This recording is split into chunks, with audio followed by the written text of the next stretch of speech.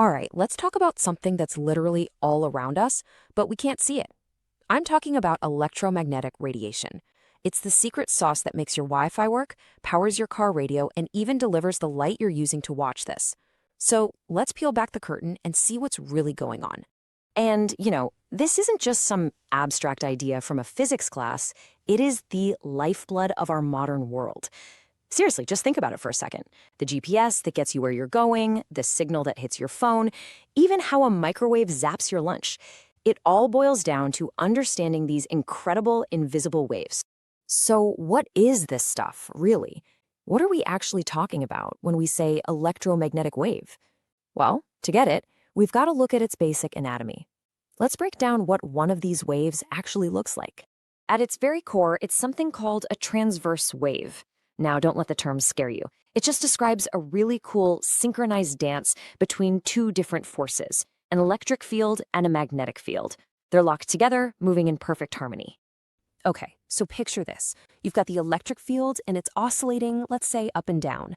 At the exact same time, you have the magnetic field oscillating side to side.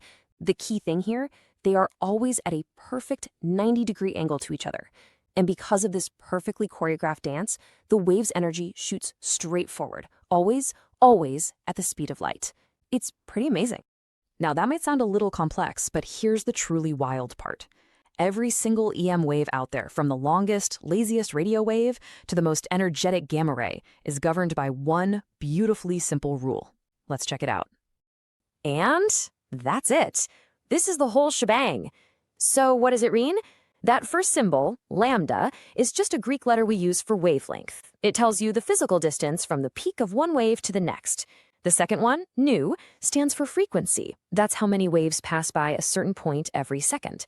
And C, well, C is the superstar of this equation, the speed of light, which is a constant. It never changes. Okay, so here is the big takeaway. Since C is constant, it's locked in and can't change, wavelength and frequency have to do this little balancing act. They're inverse partners. If you have a really high frequency, meaning tons of waves are zipping by you every second, then the wavelength, the distance between them, has to get shorter to make the math work. And if you have a low frequency, where the waves are really spread out, the wavelength must get longer. One goes up, the other has to go down. It's that simple.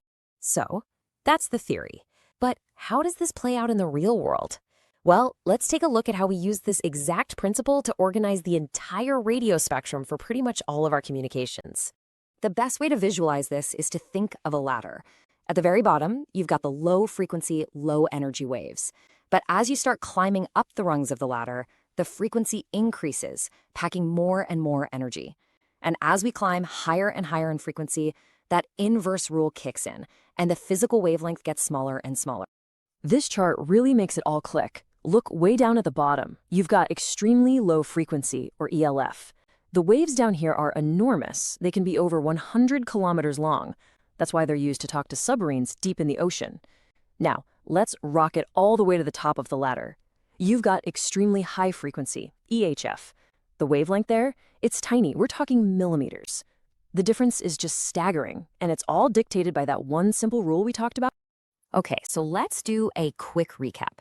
We know that EM waves are transverse waves, made of that beautiful perpendicular dance between electric and magnetic fields. We know they all travel at the speed of light, and we know they're all governed by one rule, lambda v equals c. This means frequency and wavelength are inverse partners. And this is exactly how we organize radio bands, from the massive ELF waves to the tiny EHF waves. Now that you've got the fundamentals down, I want to leave you with a little real-world puzzle to chew on. Let's put this new knowledge to the test. So here's the scenario. You need to switch your equipment from a high-frequency band to an extremely high-frequency band. Based on everything we just discussed, what has to happen to the physical size of the antenna you're using to capture that signal? The answer is hiding in plain sight right inside that simple little equation. Think about it, and you'll have a much deeper feel for how all of this amazing technology really works.